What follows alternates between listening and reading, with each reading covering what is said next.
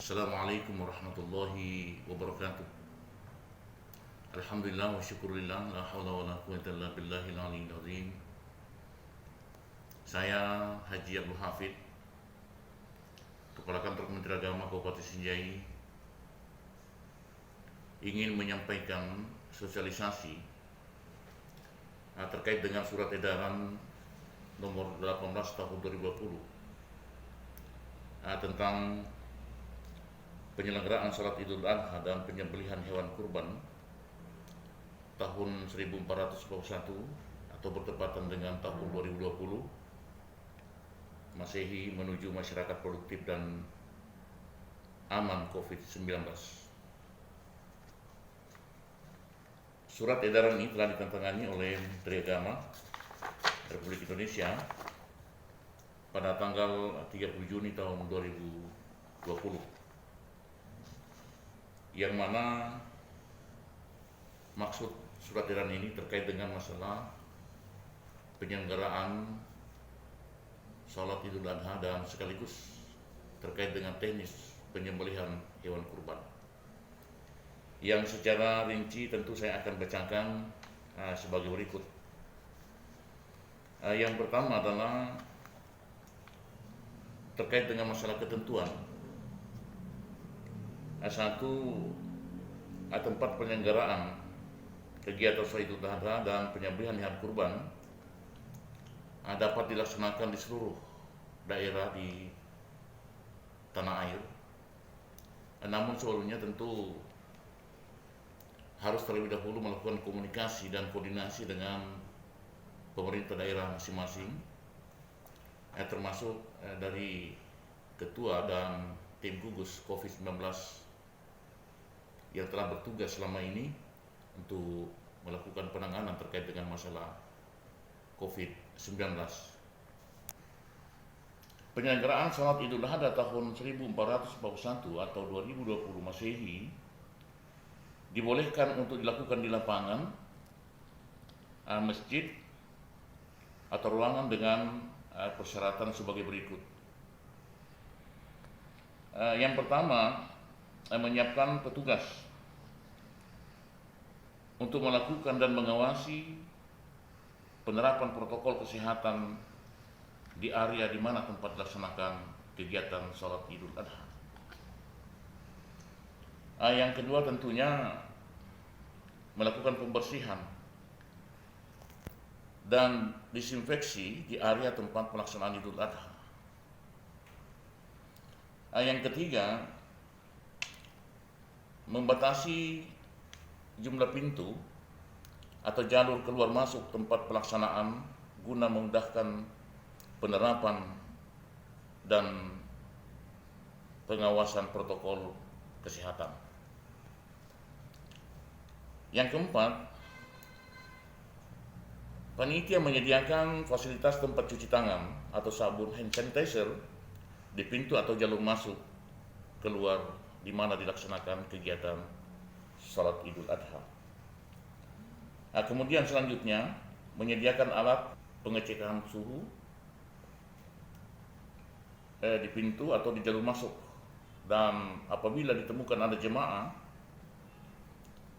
yang memiliki suhu di atas 37,5 derajat Celcius atau 2 kali pemeriksaan dengan durasi jarak 5 menit, itu sama sekali tidak diperbolehkan untuk memasuki area tempat salat Idul Adha. Kemudian menetapkan pembatasan jarak dengan memberikan tanda khusus minimal 1 meter antara jemaah satu dengan yang lainnya, dan ini sudah beberapa bulan diberlakukan termasuk di beberapa masjid yang ada di Kabupaten Sinjai. Kemudian mempersingkat pelaksanaan salat khutbah. Jadi Menteri Agama juga itu menginginkan bagaimana pelaksanaan itu dilaksanakan secara singkat, tidak mewadahi sumbangan ataupun sedekah jemaah dengan cara menjalankan kotak. Jadi kalau selama ini dilakukan itu ada kotak yang diedarkan, apakah ada yang menangani ataupun dilakukan secara bergilir, didorong dari jemaah satu ke jemaah lain. Untuk saat ini himbauan pemerintah melalui Menteri Agama untuk tidak dilaksanakan. Selanjutnya, penyelenggara memberikan himbauan kepada masyarakat tentang protokol kesehatan pelaksanaan Salat Idul Adha yang meliputi tentunya jemaah dalam kondisi sehat. Ini sudah disosialisasikan selama ini oleh tim gugus COVID-19 dan jajaran Kementerian Agama di masing-masing tempat, seperti membawa sejadah atau alas salat masing-masing dari rumah, menggunakan masker tentunya mulai dari rumah sampai kita kembali dari melaksanakan salat, kemudian menjaga kebersihan tangan dengan sering mencuci tangan menggunakan sabun ataupun hand sanitizer, kemudian menghindari kontak fisik. Ya, jadi kita harapkan yang selama ini mungkin setelah selesai Lebaran kita berpelukan berangkulan, tapi untuk saat ini pemerintah menganjurkan untuk tidak dilaksanakan. Cukup dengan bersalaman tanpa bersentuhan fisik.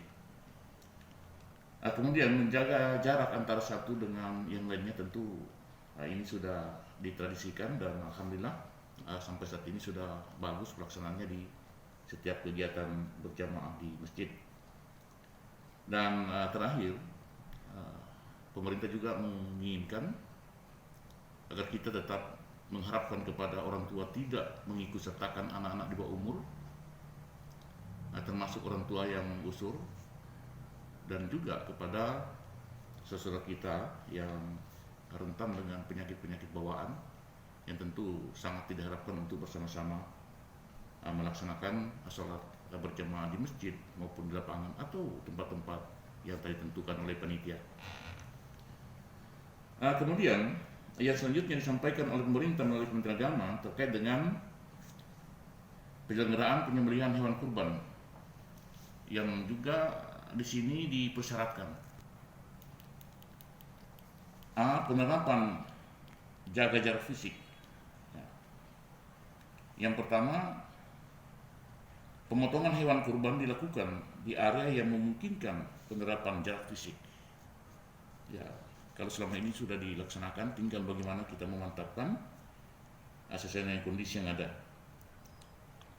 Kemudian penyelenggara mengatur kepadatan di lokasi penyembelihan. Ya, jadi dijelaskan secara teknis oleh Menteri Agama bahwa nanti di dalam pelaksanaan hewan kurban itu ya tentu teknisnya tidak seperti yang dilaksanakan selama ini. Ya tentu yang memotong itu adalah orang tertentu.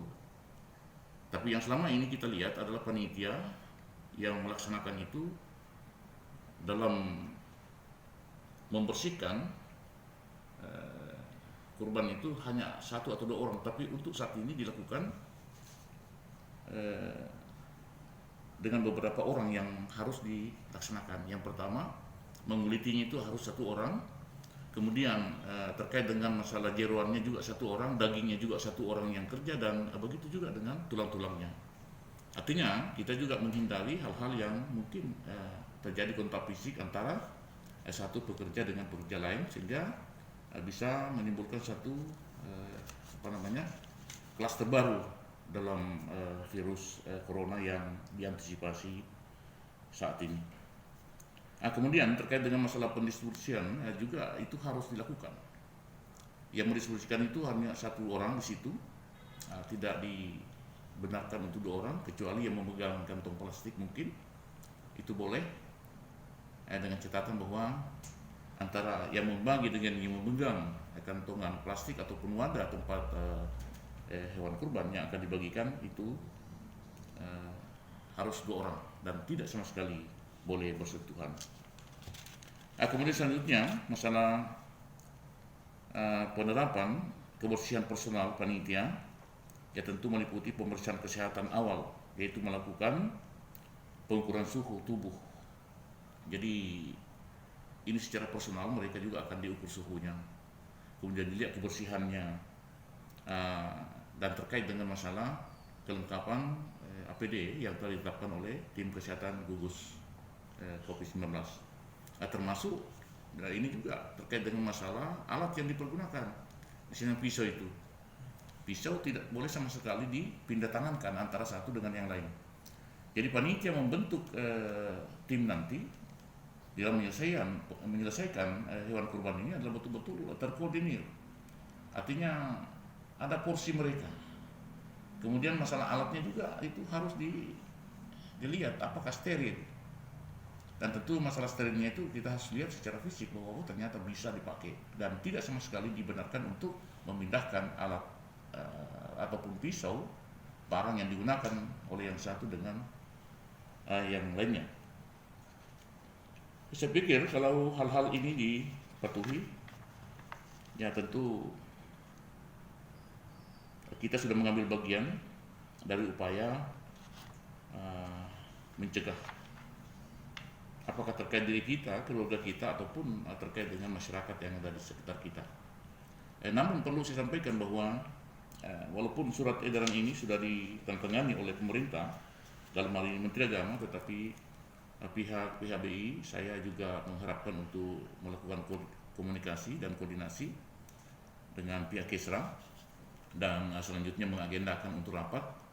Kemudian mungkin ada hal-hal yang secara teknis akan dibicarakan di situ, nanti akan kita coba tuangkan, lalu kita hadapkan kepada pemerintah selaku penanggung jawab atau ketua tim gugus COVID-19 di Kabupaten Sinjai. Inilah barangkali yang sempat saya harapkan, dan sangat berharap kepada seluruh teman-teman yang ada di kecamatan di wilayah Kabupaten Sinjai untuk tetap taat dan patuh kepada anjuran pemerintah, dan terlebih melakukan komunikasi dengan camat atau pemerintah kecamatan untuk mengambil langkah-langkah terkait dengan merealisasikan tentang surat edaran Menteri Agama yang saat ini kita sudah baca bersama. Demikian barangkali yang sempat sampaikan, dan sangat berharap kepada seluruh masyarakat yang belum jelas terkait dengan aturan yang diturunkan pemerintah agar tetap melakukan komunikasi dengan Kementerian Agama secara berjenjang, ya, termasuk di kecamatan maupun di kantor Sana Agama, dan khususnya di Kementerian Agama Kabupaten Sinjai. Sekian dan terima kasih. Hadanallahu wa iyyakum. Assalamualaikum warahmatullahi wabarakatuh.